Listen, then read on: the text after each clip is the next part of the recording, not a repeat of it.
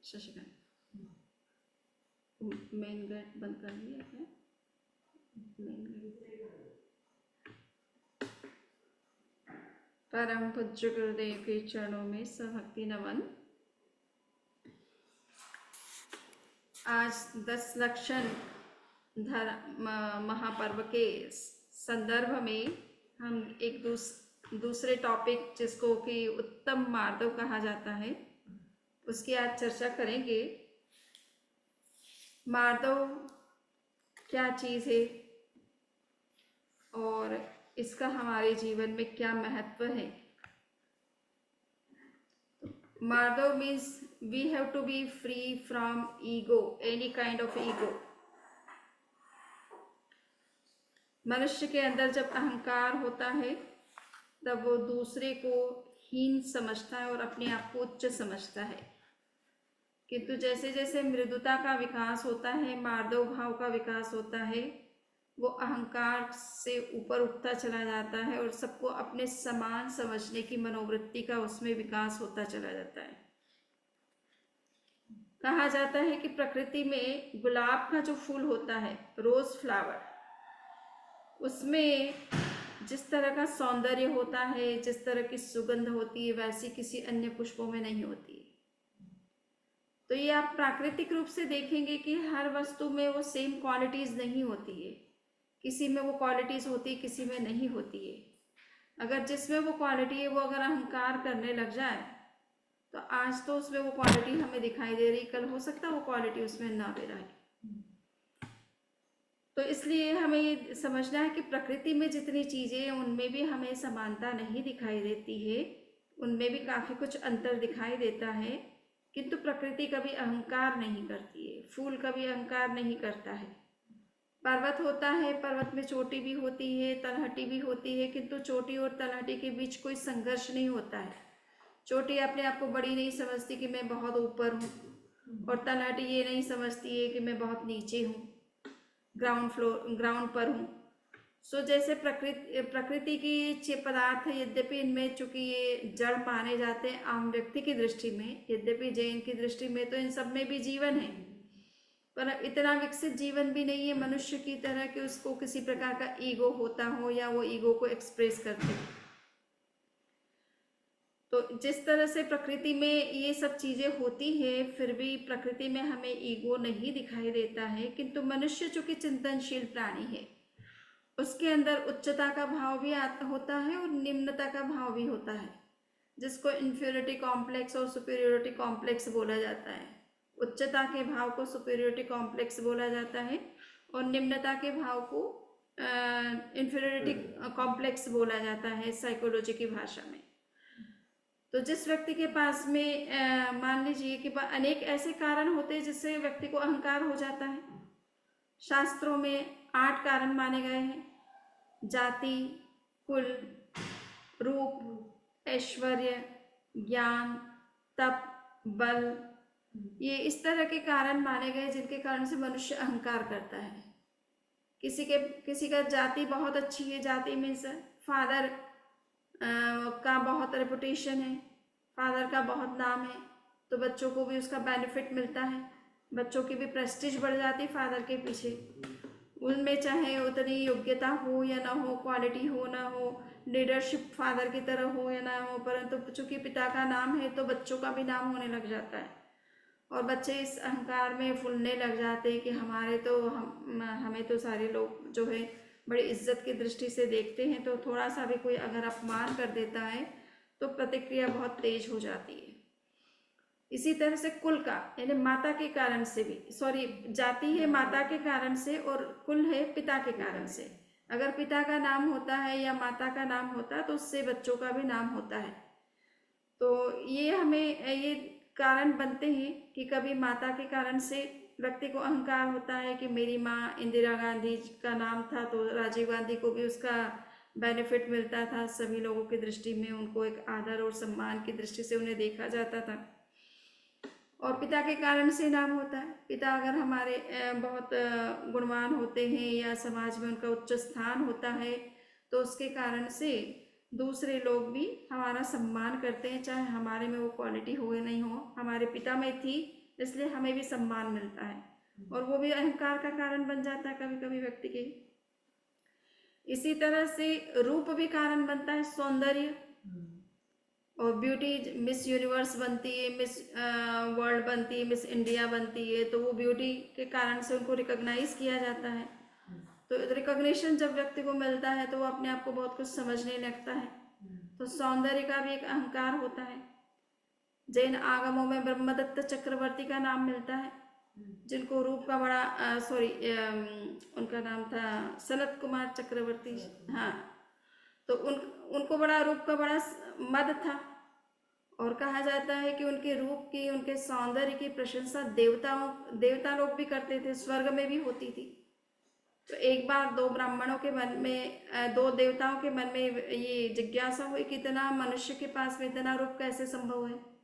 देवताओं और देवियों के रूप पास में इस तरह का रूप होता है, किंतु मनुष्य के पास में ऐसा रूप सौंदर्य जो देवता को भी आकर्षित करता हो। तो उन्हें देखने की जिज्ञासा थी, तो वो नीचे धरती पर आते हैं ब्राह्मण का रूप बना करके, और सनत कुमार चक्रवर्ती के पास में जाते हैं और कहते हैं कि आपका हमें दर्शन करना है। चूँकि वो जो राज कर्मचारी था उनको प्रवेश नहीं दे रहा था, तो उन्होंने कहा नहीं, हमें तो राजा से मिलना है और हम बहुत दूर से आए हैं और इतना ज़्यादा हम रुक नहीं सकते हैं, तो आप उनसे कहिए कि हमें उनसे अर्जेंट में मिलना है। उन राज कर्मचारियों ने राजा को निवेदन किया कि इस तरह के दो ब्राह्मण आए हैं और वो आपके दर्शन करना चाहते हैं। तो राजा ने कहा कि ठीक है, अगर उनको इतना ही ज़्यादा इमरजेंसी है, उनको जाना ज़रूरी है और वो चाहते ही है इस समय मिलना, तो वो मिल तो सकते हैं, किंतु अभी मैं तैयार तो नहीं हूँ, बट अब चूंकि उनके पास समय नहीं है तो उनको आने दीजिए। जैसे ही ब्राह्मण दोनों अंदर में जाते हैं, सनत कुमार चक्रवर्ती का रूप और सौंदर्य को देखकर मंत्रमुग्ध हो जाते हैं, है ना, स्तब्ध हो जाते हैं कि वाह, वास्तव में जैसा इंद्र ने इनके रूप की प्रशंसा की थी वैसा ही रूप है इनका, और उससे बढ़कर ही का हो भले। तो वो रूप को देखते ही रह गए। सनत कुमार चक्रवर्ती ने कहा कि क्या बात है, आप लोग किस बात के लिए आए थे, क्या बात कहना था आपको, क्यों इतना जल्दी मिलना चाह रहे थे आप लोग। तो बोले बस हमने देख लिया। तो बोले अरे क्या देख लिया। बोले आपका रूप, हमें वही देखना था। हमने सुनी थी आपकी बहुत कीर्ति, यशो गाया था कि आपका सौंदर्य बहुत अधिक है। तो ब्रह्मदत्त चक्रवर्ती ने कहा कि अभी तो नहीं, अभी तो मैं तैयार नहीं हूँ, आप सभा में अगर देखेंगे तो ज़्यादा आपको अच्छा लगेगा। तो उन्होंने अहंकार के कारण से कह दिया ऐसी बात, रूप का, सौंदर्य का उनको अहंकार था।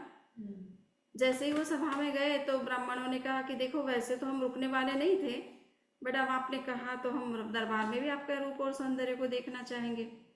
मन में बहुत जिज्ञासा, हम बहुत दूर से आपके रूप सौंदर्य को देखने के लिए ही आए हैं स्पेशली। तो ब्रह्मदत्त चक्रवर्ती ने कहा कि ठीक है, आप आइए, दरबार जिस समय लगे उस समय आइए। तो राजकीय अतिथिशाला में उनको ठहरा दिया गया, और जिस समय राजा तैयार होकर के दरबार में बैठे अपने सिंहासन पर, तब उनको आमंत्रित किया गया। वो आए, उन्होंने उनका रूप देखा और कहा कि अरे वो सुबह वाला रूप नहीं है अभी। तो उन्होंने कहा क्यों।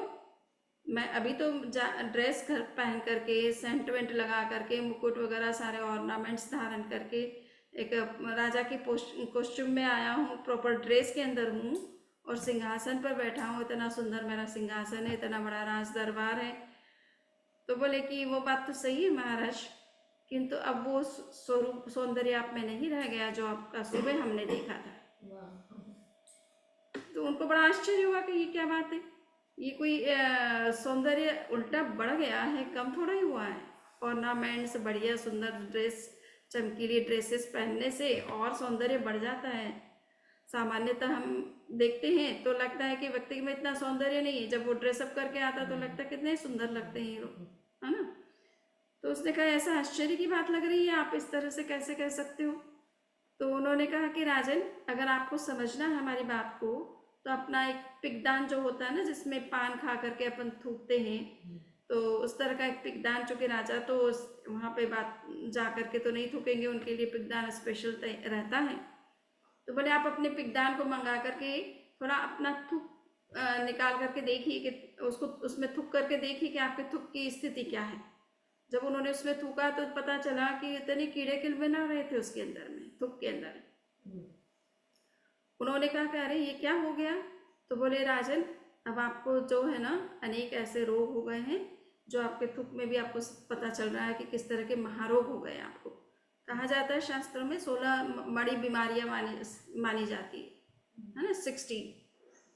हाँ, तो 16 इस तरह की जो बड़ी बीमारियां मानी जाती, तो वो सारे ही रोग राजा के शरीर में प्रकट हो गए सौंदर्य के अहंकार के कारण से। तो राजा ने कहा कि अरे ये कैसे स्थिति बदल गई, मैं बिल्कुल स्वस्थ था सुबह तक तो, और अभी इतने से समय के बीच में ये ऐसी स्थिति कैसे चेंज हो गई? तो उसने कहा, उन्होंने ब्राह्मणों ने कहा कि राजन ये अब आपको देखना है, इसका कारण आपको स्वयं को खोजना है, हम तो इसके बारे में क्या कह सकते हैं आपको। और ऐसा कह करके वो दर्शन करके निकल जाते हैं। राजा को तो ये नहीं मालूम है कि वो देव कुमार थे, देव थे। वो अब आगे जा करके अपना डिसअपियर हो जाते, किसी को पता नहीं चलता है कि वो ब्राह्मण नहीं थे, एक्चुअल में वो देव थे। पर वो राजा को एक तरह से प्रबुद्ध करने के लिए आए थे, जागृत करने के लिए आए थे। राजा ने देखा कि अरे शरीर का सौंदर्य, जिसको मैं सुबह इतना सुंदरता जो दिखाई दे रही थी, ये 1 मिनट में चेंज हो गया। तो शरीर अब इतने महारोग इसके अंदर हो गए, इस शरीर का दर्शन भी कोई करना नहीं चाहता है। तो इस शरीर का सौंदर्य तो स्थायी सौंदर्य नहीं है, मुझे अपनी आत्मा के सौंदर्य को पाना है। और उन्होंने राजकार्य को त्याग करके संन्यास ग्रहण कर लिया, साधु बन गए और तपस्या में लग गए कि मुझे अपने कर्मों को खपाना है और आत्मा के सौंदर्य को उद्घाटित करना है। तो ये मार्दव भाव जो है इसी बात की तरफ संकेत देता है कि हमारा अपना निज का जो सौंदर्य है उसका जब तक व्यक्ति अनुभव नहीं करता है तब तक वो बाह्य सौंदर्य को लेकर के अहंकार करता है, और वो अहंकार कभी कभी उसके लिए बड़ा घातक सिद्ध हो जाता है। कहा जाता है कि हम जिस चीज़ का अहंकार करते हैं वो कभी कभी इसी जन्म में वो चीज़ चली जाती है हमारे हाथ से, या फिर नेक्स्ट जन्म में हमें वो नहीं मिलती है। तो सौंदर्य का भी एक अहंकार होता है, इसी तरह से ज्ञान का भी अहंकार होता है। अब यद्यपि ज्ञान तो कहा जाता है कि ज्ञान से तो विनम्रता आती है ना, विद्या ददाति विनयम। विद्या से ज्ञान जितना व्यक्ति ग्रहण करता है उतना उतना वो विनम्र बनता चला जाता है। किंतु अगर ज्ञान को ग्रहण करके भी किसी को अहंकार होने लग जाए तो वो ज्ञान वास्तव में ज्ञान नहीं है।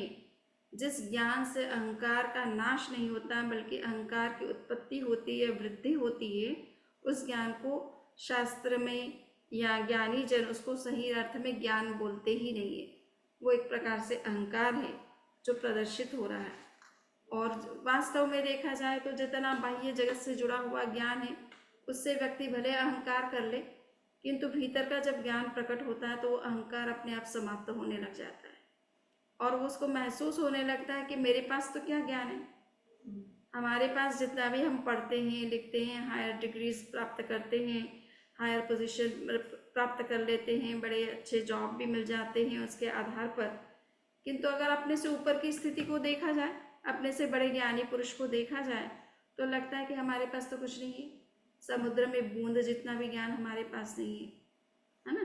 कहा जाता है कि 14 पूर्वधर भी होते हैं, केवल ज्ञानी भी होते, तीर्थंकरों के समक्ष बैठते हैं, है ना। उनको बड़ी विनम्रता के साथ बैठते हैं, वो जानते हैं कि भाई तीर्थंकरों के पास जो ज्ञान है वो हमारे पास नहीं है। इवन केवल ज्ञानी भी जो होते हैं तो वो भी तीर्थंकरों के सम्मुख होकर के बैठते हैं, जबकि ज्ञान में वो समकक्ष होते हैं। जितना ज्ञान तीर्थंकरों को है उतना केवल ज्ञानियों को भी है, सामान्य केवली जो होते हैं। किंतु विनम्रता प्रकट करते हैं कि हमें ज्ञान देने वाले तीर्थंकर परमात्मा हैं, इनसे ही, इनकी प्रेरणा से ही हमको इस तरह का ज्ञान प्राप्त हुआ है। तो अहंकार करने का कोई स्कोप नहीं रह जाता, अवकाश नहीं रह जाता है। तो जितना जितना व्यक्ति के अंदर ज्ञान प्रकट होता है उतना उतना उसके अंदर विनम्रता आनी चाहिए। ये शास्त्रकार कहते हैं आम जब फलने लगते हैं या आम के वृक्षों पर जब आम लगने लगते हैं या किसी भी वृक्ष पर जब फल लगने लग जाते हैं तो वृक्ष ज़्यादा झुकने लग जाते हैं, बजाय कि अकड़ने लग जाते हैं। तो जितना फल आता है, जितनी समृद्धि आती है या ज्ञान आता है या कोई भी चीज़ की उपलब्धि होती है तो व्यक्ति को उल्टा विनम्र होना आवश्यक है, न कि उसको लेकर के किसी प्रकार का अहंकार करना आवश्यक है। सो ज्ञान का भी अहंकार हो जाता है। उस कंडीशन में हमें अपने से बड़े ज्ञानी पुरुषों को देखना चाहिए। उनके पास जो ज्ञान है वो हमारे पास कहाँ है। आज विज्ञान ने कितनी भी प्रगति कर ली है, किंतु आज विज्ञान के सामने भी बहुत सारे प्रश्न खड़े हैं। जिन भी चीज़ों की वो स्टडी करते हैं वो फाइनल कोई डिसीजन उसके बारे में नहीं बता सकते कि यही अंतिम फाइनल ट्रुथ है। नई रिसर्च होती रहती है, नया थियरी आती रहती है, पुरानी रिजेक्ट होती है, नई थियरी इस्टेब्लिश होती रहती है। उसके बावजूद भी साइंटिस्ट क्लेम नहीं कर सकते कि they have found out final truth, है ना। उनके मन अंदर भी रहता है कि बहुत सारी डिफ़िकल्टीज अभी भी हमारे सामने हैं कि हम कुछ सत्यों को समझ नहीं पा रहे। कुछ मिस्ट्रीज जो यूनिवर्स की है वो अभी हमारे सामने अभी मिस्ट्रीज हैं, वो अभी ओपन नहीं हुए हैं, वो अभी भी सीक्रेट बने हुए हैं हमारे लिए। तो साइंटिस्ट भी जो है वो क्लेम जल्दी से ईगो में नहीं करते हैं कि उन्होंने बहुत कुछ बड़ी उपलब्धि कर ली है। यस, वो बहुत पोलाइट होते हैं। वो सोचते हैं कि सत्य अनंत है, उसकी नई नई खोज हो सकती है। और जैन धर्म में इस बात को बहुत माना गया है कि हर पदार्थ की अनंत अनंत पर्याय होती है। इसलिए आज आपने जिस उसकी पर्याय का जो स्टडी किया है या जो क्वालिटीज़ आपको समझ में आई है, जिस एस्पेक्ट को आपने उसको डीपली समझ लिया है, परंतु उसके बावजूद भी बहुत सारे अभी अनंत ऐसे पर्याय एस्पेक्ट होते हैं हर पदार्थ के, जिनकी स्टडी आप करते रहिए। पूरा जीवन भी समाप्त हो जाएगा, शायद एक भी पदार्थ को हम पूरी तरह से नहीं समझ पाएंगे। तो इतना स्कोप है, इसलिए हमें ज्ञान को प्राप्त करके किसी तरह का अहंकार करने की आवश्यकता नहीं रहती है। बहुत कुछ सत्य जो है, हमने जो कुछ जाना वो तो आज समुद्र में बूंद के बराबर भी नहीं है। अनंत ओशन हमारे सामने पड़ा हुआ है जिसको हमें समझना बाकी है। सो ज्ञान के कारण से भी व्यक्ति को अहंकार होता है, बट अहंकार से व्यक्ति जो है नीचे गिरता है, उसका ज्ञान भी कम हो जाता है। कहा जाता है जब कभी अतीन्द्रिय ज्ञान पैदा होते हैं तो जल्दी से उनको कोई भी साधु संत होते हैं या महापुरुष होते हैं वो प्रकट नहीं करते जनता के सामने। अगर वो जब तक केवल ज्ञान नहीं होता है तब तक किसी प्रकार के ज्ञान का प्रदर्शन नहीं करते। इवन केवल ज्ञान भी हो जाए तो आप पता चला सकते हैं कि अमुक को केवल ज्ञान है, तभी इस तरह के सत्य का वो प्रतिपादन कर पा रहे हैं। किंतु केवल ज्ञानी अपने मुंह से ये नहीं कहते कि मुझे केवल ज्ञान हो गया है, मैं पूर्ण ज्ञानी बन गया हूँ, है ना। सो वो भी जल्दी से अपने मुंह से इस तरह से अहंकार की भाषा में एटलीस्ट नहीं बोलते हैं। तो अहंकार समाप्त होने से ही एक्चुअल में ज्ञान होता है। वीतरागता 12वां गुण स्थान आए बिना 13वां गुण स्थान प्रकट होता ही नहीं है। तो सारा अहंकार, सारा कषाय जब तक नहीं जाता है तब तक केवल ज्ञान की भी प्राप्ति होती नहीं है। इसलिए उस कंडीशन में भी हमको सोचने की आवश्यकता है कि हमको किस दृष्टि से अहंकार करना चाहिए और किस दृष्टि से नहीं करना चाहिए। इसी तरह से बल का बड़ा अहंकार होता है। बाली को बड़ा अहंकार था कि मेरे सामने कोई भी आएगा तो उसका आधा बल मुझे प्राप्त हो जाएगा, परंतु वो अहंकारी बाली भी मारा गया। बाली थे सुग्रीव और बाली, हाँ। सो अहंकार में पता नहीं रहता है, किंतु सभी चीज़ों का तोड़ है इस दुनिया में। कोई ये सोचे कि मेरे बराबर कोई नहीं है या मेरे जितनी शक्ति किसी के पास नहीं है, सामने वाला मेरे सामने युद्ध करने आएगा तो मैं कभी पराजित नहीं हो सकता हूँ। परंतु फिर पराजित करने के दूसरे तरीके अपनाए जाते हैं। उसको सामने से पराजित नहीं किया जा सकता है तो लुक छिप करके उसको पराजित करने का प्रयास किया जाता है। उसके सामने आकर के वार नहीं किया जाता, पीठ पीछे से वार किया जाता है। तो कोई भी कारण हो जाता है जिससे कि उस व्यक्ति का भी अहंकार, यानी बल का जो अहंकार है कि मेरे में जितनी शक्ति है वो किसी और में नहीं है, तो इस तरह का अहंकार भी ज़्यादा समय तक नहीं टिका रह सकता है। इसी तरह से ऐश्वर्य का एक मद होता है। व्यक्ति के पास संपदा होती है, संपत्ति होती है, वेल्थ होता है, रिचनेस होती है, ऐश्वर्य होता है, सुख सुविधा होती है।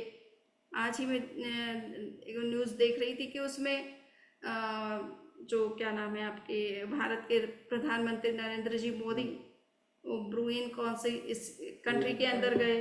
अब उस राजा के पास की जो देखो उनकी प्रॉपर्टी, उनका ऐश्वर्य, तो कोई सोच ही नहीं सकता है कि एक व्यक्ति के पास इतना ऐश्वर्य हो सकता है। 7,000 तो केवल कारें हैं उनके पास में।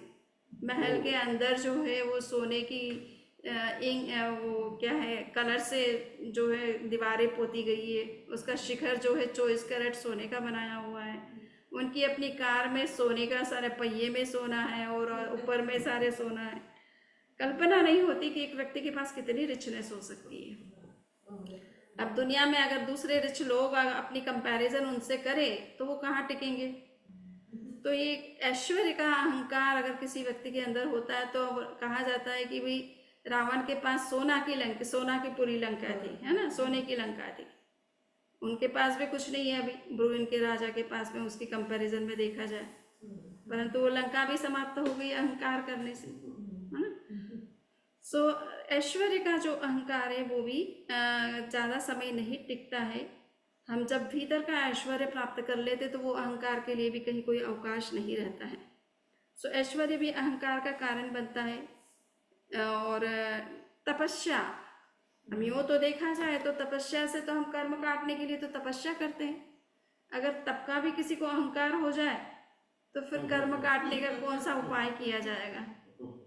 पर कभी कभी ऐसा होता है कि हम जो छोटी मोटी जो धार्मिक क्रिया करते हैं, धार्मिक जो कहना चाहिए कि आचरण करते हैं, तो कभी कभी व्यक्ति को उसका भी अहंकार हो जाता है। वो अपने आप को धार्मिक समझता है और दूसरे को पापी समझने लग जाता है या अधार्मिक समझने लगता है। जो धर्म करता है वो अपने आप को उच्च समझने लगता है और जो नहीं करता है उनको निम्न दृष्टि से देखने लगता है। तो धर्म करने का उद्देश्य हमारी आत्मा की शुद्धि है। उससे अगर हमें अहंकार आ रहा है, हम किसी को हीन समझते हैं, निम्न समझते हैं, तो ये भी उचित नहीं माना जाता है कि आपकी तपस्या आपके अहंकार के लिए नहीं है, बल्कि आपके अपने आत्मा के शोधन और आत्मा के विकास के लिए की जाती है। तो ये हमने देखा कि तप के कारण से भी व्यक्ति के अंदर कभी कभी कोई अहंकार हो जाता है। और आपने देखा भी है भगवान महावीर का जब आप जीवन देखते हैं तो वो एक विश्वभूति और विशाखानंदी के भाव में जब होते हैं, तब जब उनको लगता है कि उनके साथ धोखा हो गया और वो साधु बन जाते हैं, किंतु साधु बनकर तपस्या जब कर रहे थे तो विशाखानंदी था या विशाखभूति था, उनका जो बड़ा भाई था, उन्होंने देखा कि विशाखनंदी जो है ये बहुत ही शक्ति संपन्न अपने आप को देखता था, किंतु अभी तपस्या के कारण से जस्ट एक पास से गाय निकल रही थी, उस गाय की टक्कर से गिर गया। तो उसका हंसी करने लग गया कि तुम अपने आप को बड़ा शक्तिशाली समझते थे, अब कितने कमजोर हो गए, देख लो तुम्हारी शक्ति कहाँ गई, एक गाय की टक्कर से तुम गिर गए। तो उस समय उनके एक्चुअल में वो साधु थे और मास्कमन की तपस्या चल रही थी, इसलिए शरीर कमजोर हो गया था। तो उनको वैसे तो क्रोध नहीं करना था, किंतु जब उन्होंने उस अपने भाई की ललकार पर उनका अहंकार जाग गया और उन्होंने कहा कि तू ये समझता है कि मैं तपस्या करने के बाद मैं कमज़ोर हो चुका हूँ, मैं इतना कमज़ोर नहीं हूँ। उन्होंने उसी समय गाय के दोनों सींग पकड़े और उसको घुमा करके आकाश में उछाल दिया। तो एक साधु के रूप में उनको वो नहीं करना था, किंतु जब अहंकार हो जाता है, हाँ, तपस्या के साथ साथ में अहंकार भी अगर हो जाता है तो व्यक्ति जो है वो इस तरह के साधु जीवन में होने के बावजूद भी कुछ इस तरह की गलतियां हो जाती है उनके द्वारा। तो ये कहने का मतलब है कि तपस्या या कोई भी साधना या धार्मिक जो भी आप क्रियाकलाप करते हैं, आचरण करते हैं, चाहे उपवास करें, जप करें, पूजा करें, आरती करें, रोज प्रतिदिन मंदिर जाएं, जो भी धार्मिक अनुष्ठान है उन सब में आपका बहुत रुचि है और आप उसमें पार्टिसिपेट पूरी तरह से करते हैं, उसके बावजूद भी उन चीज़ों का कोई अहंकार हमें नहीं होना चाहिए। और दूसरे को हीन नहीं समझना है कि जो नहीं कर रहा है उसको हीन भी नहीं समझना है। उसका अपना समय नहीं आया होगा या उसकी बुद्धि में अभी वो सब चीज़ें नहीं, उसको लॉजिक अभी समझ में नहीं आ रहा है, उन चीज़ों का महत्व समझ में नहीं आ रहा है, तब तक वो फॉलो नहीं करता है। किंतु हमें उसके कारण से अहंकार करने की आवश्यकता नहीं है, उसको हीन समझने की आवश्यकता नहीं है। तो मैंने देखा कि इस तरह से ये 8 कारण हैं जिनको मदस्थान शास्त्र में कहा जाता है, मदस्थान बोला जाता है, यानी अहंकार के कारण है ये। इन चीज़ों को लेकर के व्यक्ति अहंकार करता है और इन सब चीज़ों का एनालिसिस करने से क्या चीज़ सामने आती है कि ये सब बाह्य ऐसी चीज़ें हैं जिनको लेकर के व्यक्ति अहंकारी बनता है। अगर हमारा ध्यान पर से अब स्व की ओर आ जाए तो अहंकार का कारण हमें समझ में नहीं आएगा, क्योंकि भीतर में जो कुछ है उसको देखने से कभी हमें अहंकार नहीं होता। यानी आत्मा के स्वरूप को जो व्यक्ति देखने लग जाता है, पर से दृष्टि हटा करके स्व पर जब दृष्टि टिकाने लग जाता है, अंतर्मुख बनने लग जाता है, आत्मा के सौंदर्य को समझने लगता है, आत्मज्ञान को प्राप्त कर लेता है, तब उसके अंदर ये सब अहंकार आदि भाव अपने आप स्वतः समाप्त हो जाते हैं। तो एक सरल सिंपल तरीका यही है जो दिगंबर परंपरा में विशेष रूप से इस बात पर बल दिया जाता है कि हमें स्पर्श से दृष्टि को हटाना है और स्व पर दृष्टि को टिकाना है। अगर ये इतना सा सूत्र हमको समझ में आ गया तो अहंकार के लिए हमारे जीवन में कहीं कोई अवकाश नहीं रहता है। आत्मा के अंदर जब व्यक्ति चला जाता है, आत्मा को देखने लगता है, तब उसे ये नहीं लगता है कि ये अमुक व्यक्ति है, ये उच्च है या नीचे। उसे तो सभी आत्मा दिखाई देती है। उसके बाह्य स्वरूप को कोई नहीं देखता है, सभी आत्म तत्व के रूप में दिखाई देते, और आत्म तत्व के रूप में सब में समान क्वालिटीज है, किसी में कोई कमी नहीं है। केवल ज्ञान जिस तरह से अरहतों में है, वैसे एक सामान्य व्यक्ति की आत्मा के अंदर भी है। किंतु अगर वो आत्मा को नहीं देख करके केवल बाह्य रूप को देखेगा कि ये अज्ञानी है और मैं ज्ञानी हूँ, ऐसा सोचेगा, तब उसके अंदर अहंकार के लिए अवकाश बनता है। किंतु जब आत्मा के स्तर पर देखेगा तो आत्मा आत्मा एक जैसी ही है, चाहे वो अरिहंतों की आत्मा हो, चाहे सामान्य व्यक्ति की आत्मा हो। आत्मा में वही केवल ज्ञान सबके है, और सारे क्षमा आदि जो धर्म है वो सबकी आत्माओं में समान रूप से पाए जाते हैं। तो आत्मा को देखना बहुत आवश्यक है। आत्मज्ञान जिसको करना है उसके लिए आवश्यक है कि उसमें क्षमा आदि धर्मों का विकास होना चाहिए, और वो क्षमा आदि धर्मों का विकास भी जब आत्मा की तरफ हम उन्मुख बनते हैं तो अपने आप सहज रूप में होता है। भगवान महावीर से पूछा गया कि धर्म के द्वार कितने हैं, तो उन्होंने कहा 4 द्वार हैं। कौन कौन से? क्षमा, मृदुता, ऋजुता और खंतीय मुत्तीय, और एक और जो उन्होंने कहा, तो ये शांति, मुक्ति, आर्जव और मार्दव। तो ये 4 धर्म के द्वार हैं। यानी व्यक्ति में अगर ये चारों धर्म आते हैं तो ये समझना चाहिए कि उसने धर्म के क्षेत्र में रियल अर्थ में प्रवेश किया है। अगर किसी के अंदर अहंकार है और वो अपने आप को धार्मिक कहता है तो सच्चे अर्थ में वो धार्मिक है नहीं। धर्म का द्वार उसके लिए अभी जो है वो धर्म के द्वार में भी उसने प्रवेश अभी नहीं किया है। आगे की उन्नति होना तो बहुत दूर की बात हो गई। ठीक है ना? इसी तरह से अगर किसी के अंदर क्रोध है, आवेश है, क्षमा का भाव नहीं है, तो वो व्यक्ति भी अभी धर्म के मार्ग में उसने प्रवेश नहीं किया है। इसलिए धर्म का पहला द्वार क्षमा माना जाता है, और दूसरा द्वार जो है मृदुता माना जाता है कि अहंकार जिसके अंदर समाप्त हो गया, समझना चाहिए कि वो सही अर्थ में धार्मिक बन गया है। सो ये मार्दव जो धर्म है ये इस बात को शो कर रहा है कि धर्म का प्रवेश उस व्यक्ति में होता है, या धर्म के क्षेत्र में वही व्यक्ति प्रवेश करता है जिसके अंदर क्षमा का भाव होता है, जिसके अंदर विनम्रता का भाव होता है। 10वें कालिक सूत्र में भगवान महावीर ने 9वें अध्याय के दूसरे उद्देशक में इस बात को कहा है कि मूलाओ खंदप्पवो दुमस्स खंदाओ कच्छा समुवेन्ति साहा साहा पसाहा विरुहंति पत्ता तौ से पुप्पम च फलम रसोय।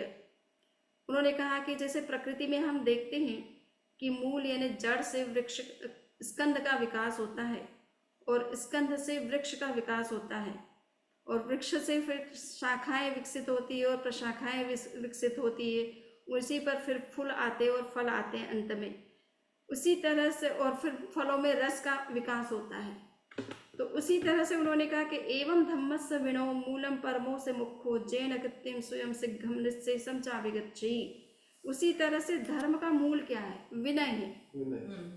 विनम्रता जिसमें आती है उसी ने धर्म का एक तरह से मूल को पकड़ा है, और जिसके अंदर धर्म का मूल विकसित हो गया है वही आगे चल करके अग्रिम जो है चेतना के उच्च जो विकास की स्थितियां हैं वो तभी उसको अचीव कर सकता है। तो जिस तरह से वृक्ष मूल से पैदा होता है, और मूल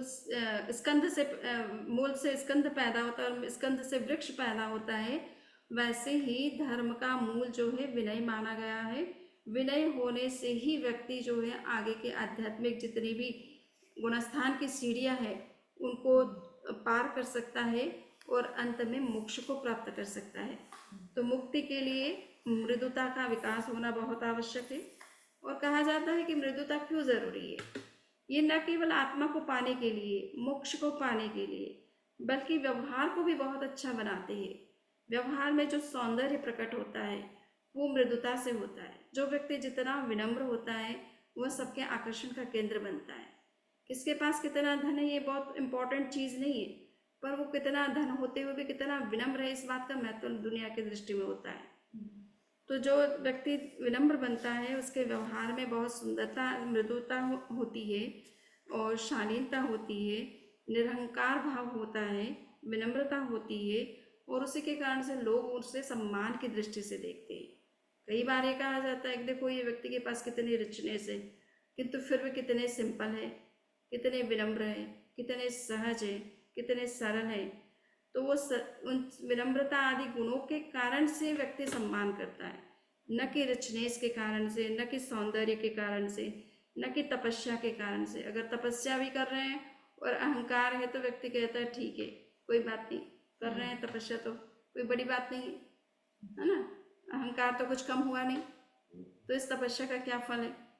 सामायिक करते हैं, स्वाध्याय करते हैं, जप करते तप करते, किंतु गुस्सा तो शांत हुआ नहीं, तो फिर ठीक है कर रहे हैं, अच्छा है, थोड़ा बहुत जो कुछ कर रहे हैं जितने समय के लिए शांत रहते हैं उतना तो अच्छा ही है बाकी तो देखा जाएगा कि कितना आगे वो बढ़ते हैं इस क्षेत्र में।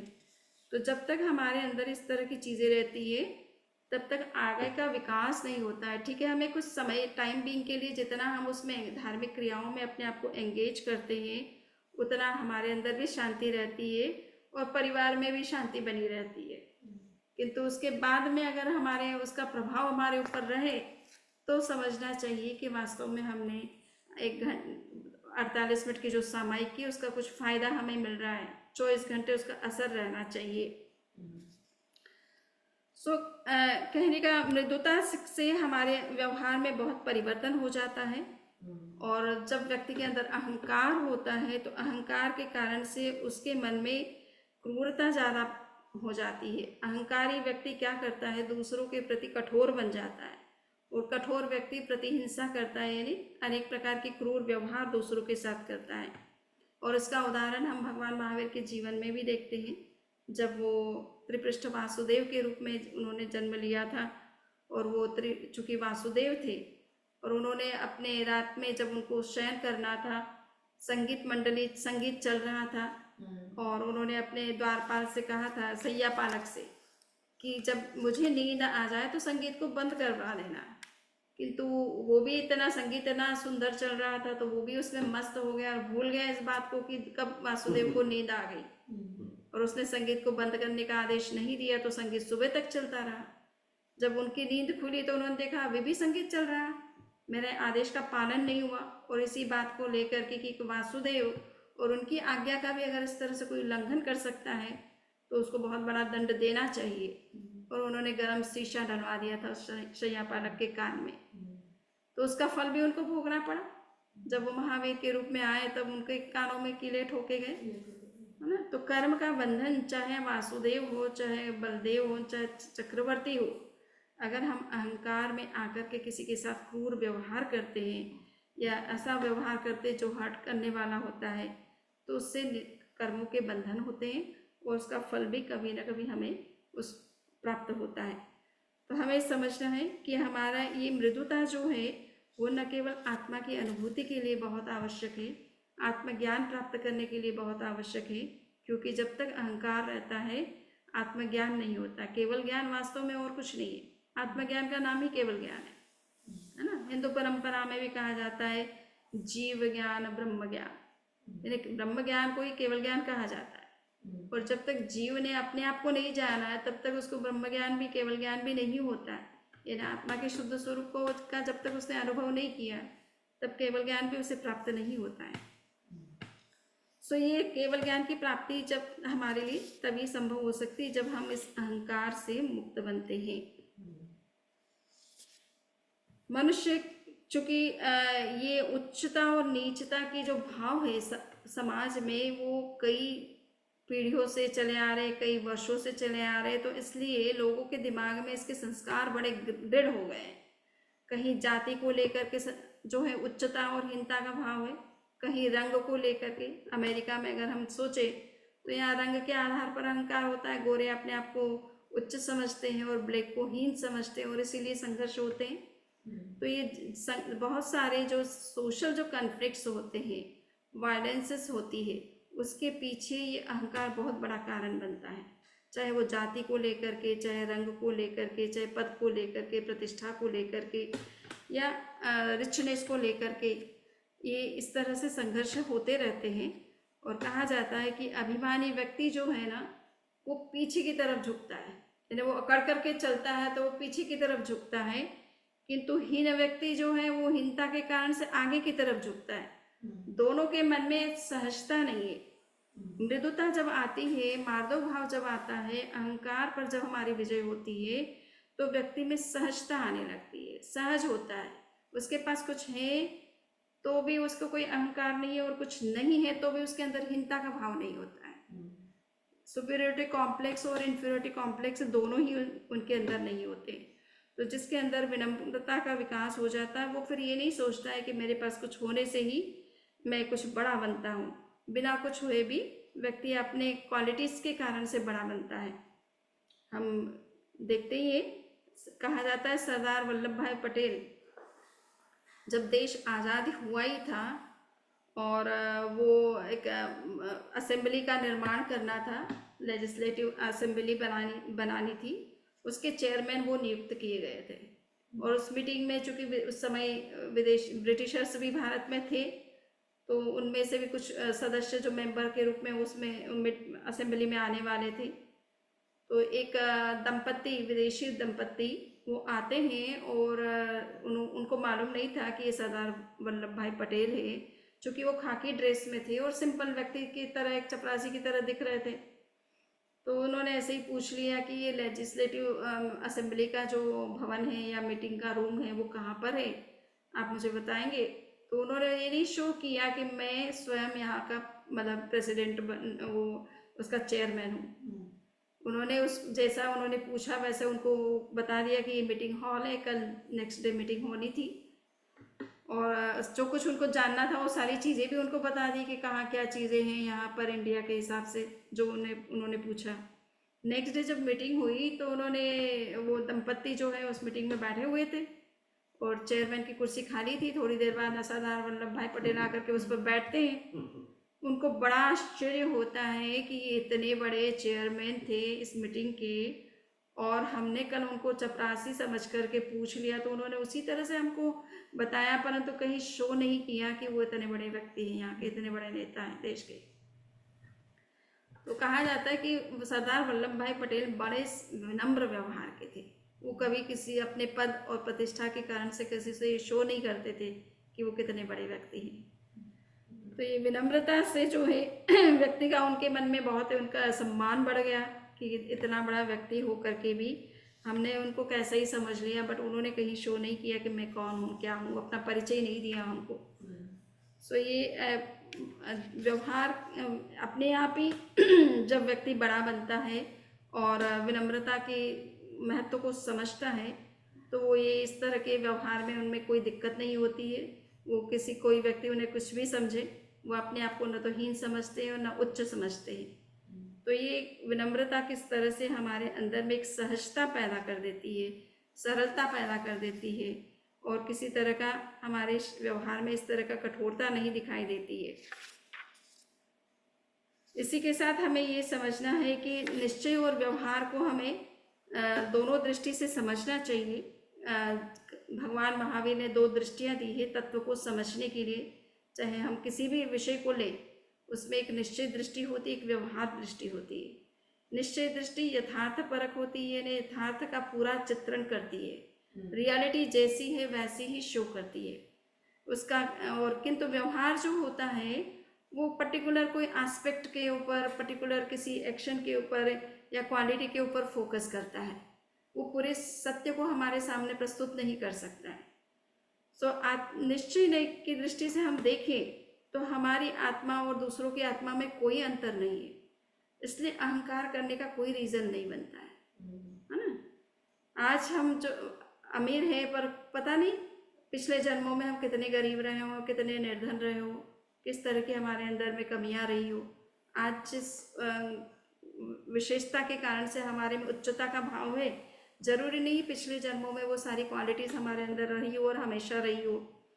तो इसलिए जब व्यक्ति निश्चय नहीं से अपने स्वरूप को देखता है, अपने बारे में चिंतन करता है, आत्मा के स्वरूप का अवलोकन करता है, उसका एनालिसिस करता है, तो उसको लगता है कि मेरे अंदर जो क्वालिटीज़ हैं वही सभी जीवों के अंदर है, चाहे वो एक इंद्रिय क्यों ना हो, चाहे 2 इंद्रिय वाले क्यों ना हो, चाहे 5 इंद्रिय वाले क्यों ना हो, है ना, कोई कितना भी उच्च और हीन जाति का व्यक्ति क्यों ना हो, सब में समान क्वालिटीज़ पाई जाती है। उस स्थिति में हम अहंकार करने का कोई हमारे पास में रीज़न नहीं रहता है।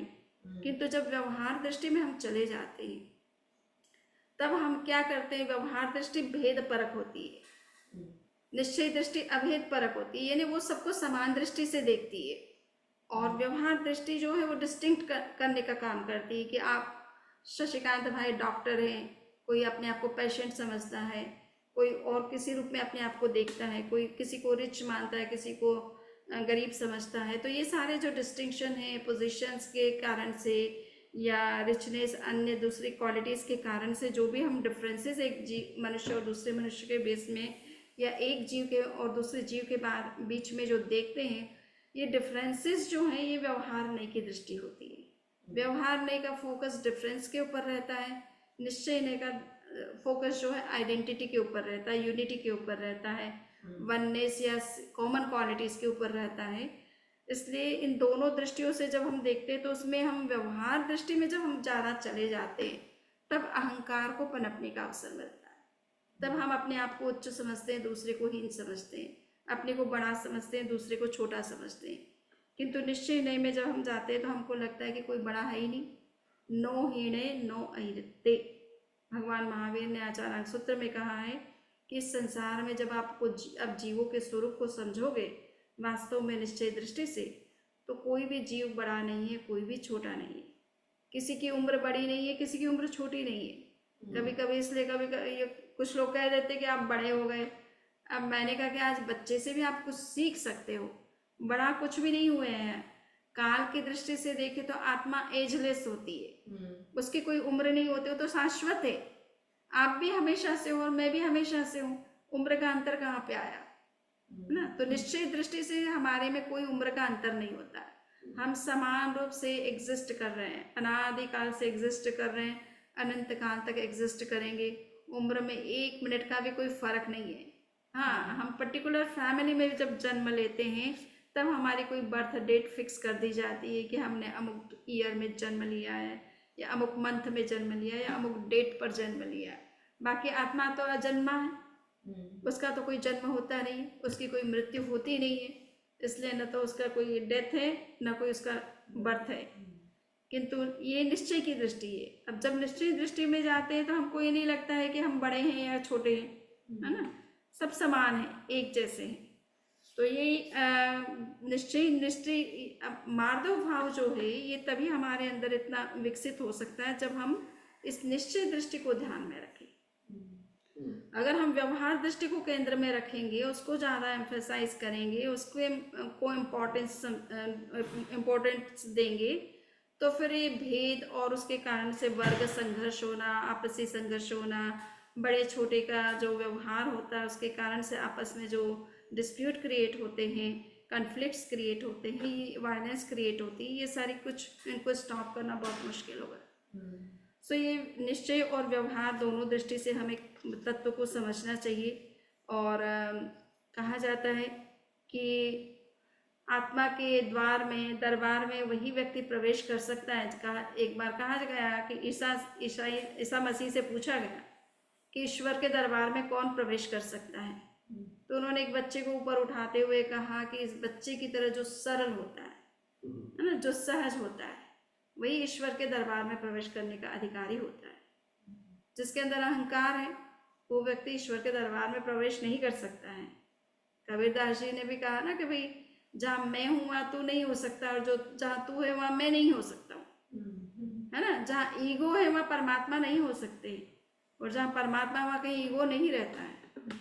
सो अहंकार के कारण से हम न तो अध्यात्म के क्षेत्र में बहुत ऊंचाई प्राप्त कर सकते हैं, न व्यवहार में बहुत प्रतिष्ठा प्राप्त कर सकते हैं। सांप कहा जाता है कि बहुत ही खूंखार होता है, किंतु जब उसको बिल में प्रवेश करना होता है तो उसको सीधा होना पड़ता है। वो और समय तो टेढ़ा मेढ़ा चलता है, सीधा नहीं चलता है जल्दी से, किंतु जब उसको बिल में प्रवेश करना है तो सीधा उसको जाना पड़ता है। उसी तरह से आत्मा में अगर किसी को भी प्रवेश करना है, अपने आत्मा स्वरूप को समझना है, आत्मज्ञान को पाना है, तो उसको सीधा होना पड़ेगा। उसको अहंकार के कारण से उसकी जो चाल टेढ़ी मेढ़ी हो जाती है, उसको थोड़ा सीधा करने की आवश्यकता है। कहा जाता है कि जितने विनम्र बनते हैं उतना हमारा अस्तित्व जो है वो सुरक्षित रहता है। जब कभी आंधियाँ आती है और लताएं और पेड़ और गुल होते हैं, तो जो पेड़ खड़े होते हैं, सीधे खड़े होते हैं, वो आंधी और तूफान में बड़े बड़े पेड़ गिर जाते हैं, जबकि छोटी मोटी लताएं वैसे की वैसे सुरक्षित रह जाती है, क्योंकि वो विनम्र होती है, लचीली होती है। हवा का झोंका इधर से आया तो उधर झुक जाती है, उधर से आया तो इधर झुक जाती है। तो जिसमें झुकने का गुण होता है वो अपने अस्तित्व को बनाए रखता है, उसके अस्तित्व को कोई खतरा नहीं होता है। किंतु जो अकड़ा हुआ होता है उसके अस्तित्व को प्रकृति भी नष्ट करने में समय नहीं लगाती है। एक बार दांत और जीभ के बीच में झगड़ा हो गया। दांतों ने कहा कि जीभ से कि तुम अपने सीमा में रहो, तुम जानती हो कि हम 32 दांत तुम्हारी रक्षा कर रहे हैं, तुम 32 दांतों के संरक्षण में हो। तो जीभ भी कम नहीं थी, उसने कहा कि देखो, तुम्हें इस बात का अहंकार नहीं होना चाहिए कि तुम मेरी रक्षा कर रहे हो, और मैंने अगर कोई ऐसा एक बोल दिया तो तुम 32 के 32 एक साथ ही गिर जाओगे, है ना। तो मेरी ताकत को भी तुम कम मत आको। ये ना समझो कि तुम्हारे पास ही शक्ति हो, तुम्हारे पास ही ताकत है, मेरे पास भी शक्ति कम नहीं है। तो मेरा एक ही वचन बहुत है, तुम 32 मिल करके भी कुछ नहीं कर पाओगे। तुम्हारा एक ही साथ में जो है वो हो जाएगा, यानी अहंकार नष्ट हो जाएगा। सो कहने का इतना ही मतलब है कि विनम्रता से जो चीज़ें आगे बढ़ सकती है, जो हमें विकास के अवसर मिल सकते हैं, जीवन में जो सम्मान मिल सकता है, और आध्यात्मिक दृष्टि से जो हमारी प्रगति हो सकती है, वो कभी भी अहंकार में रहने से नहीं होती है। सो मूल में उत्तम क्षमा धर्म का उद्देश्य यही है कि आत्मा के स्वरूप का निरंतर हमें चिंतन करते रहना चाहिए। हमारा ध्यान आत्मा पर रहना चाहिए, न कि बाह्य संयोगों परिस्थितियों के ऊपर कि मेरे पास क्या है क्या नहीं है, सब दूसरे के पास दूसरा क्या है क्या नहीं है। इन चीज़ों पर अगर हम ध्यान नहीं देते हैं तो हमारे में अहंकार को उत्पन्न होने का अवसर नहीं मिलता है, मौका नहीं मिलता है, और उससे हमारे व्यवहार भी अच्छे बने रहते हैं और आध्यात्मिक दृष्टि से भी हम आगे हमेशा बढ़ते रहते हैं। तो इन्हीं विचारों के साथ में आज के इस उत्तम मार्दव धर्म की ऊपर जो हमारा वक्तव्य था उसको हम संपन्न करते हैं। अगर किसी के कोई क्वेश्चन है तो वो कर सकते हैं। एक क्वेश्चन है स्वामी, आपने बताया कि जब केवल तीर्थंकर भगवान दर्शन देते हैं, हाँ, उसी टाइम वहाँ केवली भी होती है। करेक्ट। और वो केवली वहाँ बैठे होते हैं और बिकॉज ऑफ तीर्थंकर भगवान नामकरण के हिसाब से बैठे हैं, या वो वहाँ बैठ के उनका उद्देश्य क्या होता है?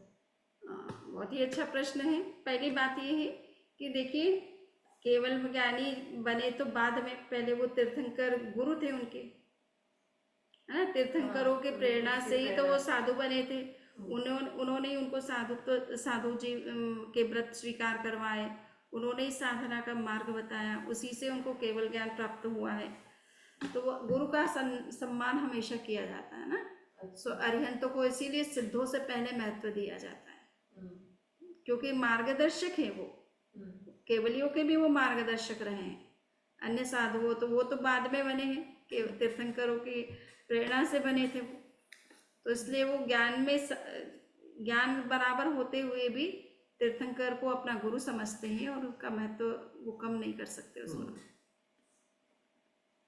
और किसी के कोई क्वेश्चन है? हाँ, हीना बेन प्रश्न कर सकते हैं। मेरे ख्याल से मैंने अनम्यूट कर दिया है,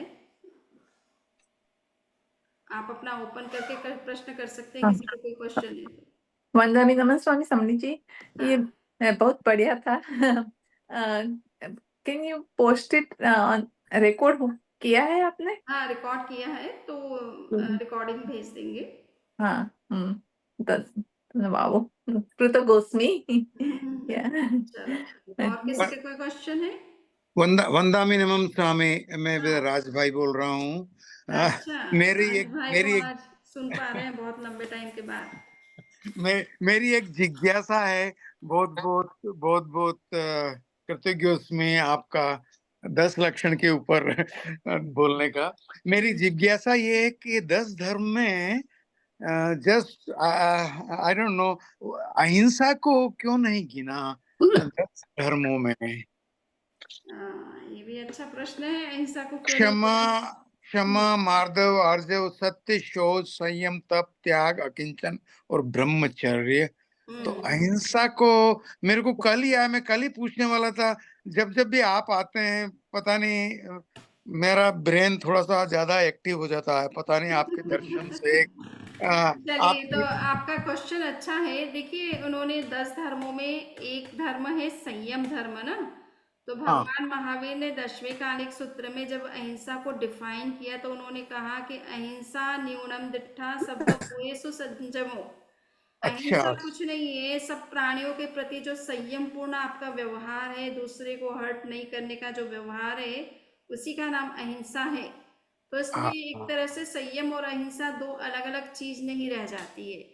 और ओ, एक आंसर ये भी है कि ये क्षमा आदि जो धर्म आत्मा से जुड़े हुए धर्म है, आत्मा का मूल स्वभाव है, मूल क्वालिटीज है, ये क्वालिटीज जब हमारे अंदर आ जाती है तो अपने आप हिंसा हम बाहर में नहीं करेंगे, उस तरह का व्यवहार किसी के साथ नहीं करेंगे।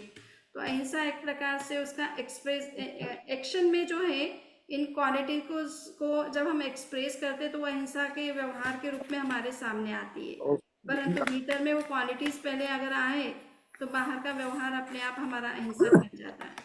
हाँ, तो ये संयम में इंद्रियों को और मन को वश में रखना और कंट्रोल करना, that will automatically yes, that will envelop the automatically, whole या envelop the whole अहिंसा। एंड अगेन आपने क्षमा भी बताया था। आई थिंक ये सभी धर्मों में यदि सोचे तो अहिंसा तो लगी हुई है एक तरह से। बिल्कुल बिल्कुल। तो अंदर या, में या। आपकी नहीं, प्योरिटी आ मैं गई भी तो ऐसे आपका सोच रहा व्यवहार था। अपने आप अहिंसक बन जाएगा ना। अभी हाँ, जैसे इसमें कहा कि भाई अहंकार के कारण से व्यक्ति क्रूर बनता है, या, दूसरों के प्रति अन्याय करता है, अत्याचार करता है, उनके प्रति जो क्रूरतापूर्ण व्यवहार करता है। तो ये सारा तभी होता है जब हम अंदर में या तो व्यक्ति के अहंकार होता है या क्रोध होता है। तो अगर भीतर से इन चीजों को निकाल दिया जाए तो आपके व्यवहार में तो अहिंसा ही होगी, फिर और कुछ होगा नहीं ना दूसरा चीज। नहीं, थैंक यू सो मच। आपने जितना प्रकाश डाला और जितना डिटेल में समझाया, मेरी समझ में इतना नहीं था। मैं थोड़ा सोच रहा था, लेकिन अचानक ये आया कल। लेकिन कल एंड में लेक्चर में कनेक्शन चला गया था। अच्छा I was connecting and reconnecting, पर फिर वो टाइम भी हो रहा था, तो मैंने कहा कब अगला आज ही पूछूंगा मैं आपसे। ना ना, अच्छी बात है ना। तो, आप स्वयं तो, साइंटिस्ट हैं, राज भाई साइंटिस्ट हैं नासा के। मैं बिछा में दुखड़ा बस आप ही की कृपा है, चल रहा है सब कुछ थोड़ा बहुत। That's very good. ओके, और किसी का कृतज्ञ कोई उसमें। क्वेश्चन है तो एक दो क्वेश्चन कर सकते हैं। चलिए, तो लगता है कि सभी को क्लियर हो गया। वैसे कोई डिफिकल्ट चीजें नहीं थी। हाँ, चत्तारि मंगलम अर्हंता मंगलम सिद्धा मंगलम साहु मंगलम केवली पुन्नतो धम्मो मंगलम। चत्तारि लघुत्तमा अर्हंता लघुत्तमा सिद्धा लघुत्तमा साहु लघुत्तमा केवली पुन्नतो धम्मो लघुत्तमो। चत्तारि शरणं प्रवच्चामि अर्हन्ते शरणं प्रवच्चामि सिद्धे शरणं प्रवच्चामि साहु शरणं प्रवच्चामि केवली पुन्नतं धम्मं शरणं प्रवच्चामि।